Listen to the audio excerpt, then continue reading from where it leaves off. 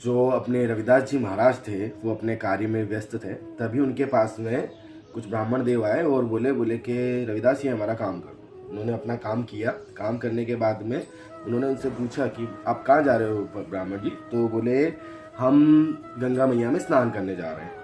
तो रविदास जी ने बोले कि ये मेरी तरफ से एक दमड़ी आप दे देना, गंगा मैया को वहाँ चढ़ा देना। तो ठीक है, ब्राह्मण जी लेकर के चल देते हैं।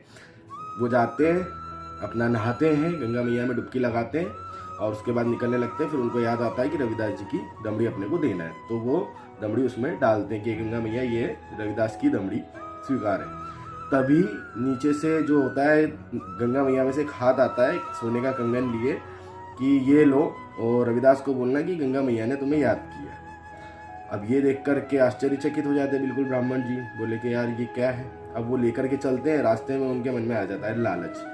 तो वो लालच के तौर में क्या करते हैं कि वो कंगन जाते हैं और अपने जो राजा रहते हैं उनको जाकर के बेचने के लिए प्लान करते हैं। उनको जाते हैं, देते हैं, बोले कि ये लीजिए महाराज, ये बहुत ही कीमती कंगन है।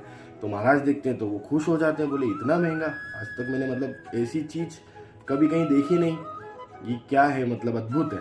तो वो अपनी रानी को दे देते हैं। जैसे ही वो रानी को देते हैं तो रानी बोली तो अद्भुत है, मगर मुझे इसका एक और सेट चाहिए, 2 चाहिए मुझे, एक हाथ में मैं पहन करके क्या करूँगी।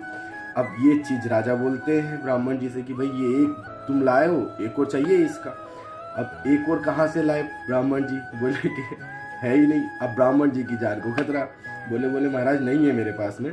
तो महाराज बोले नहीं, लेके आओ, नहीं तो तुम्हारे लिए तो नुकसान हो जाएगा।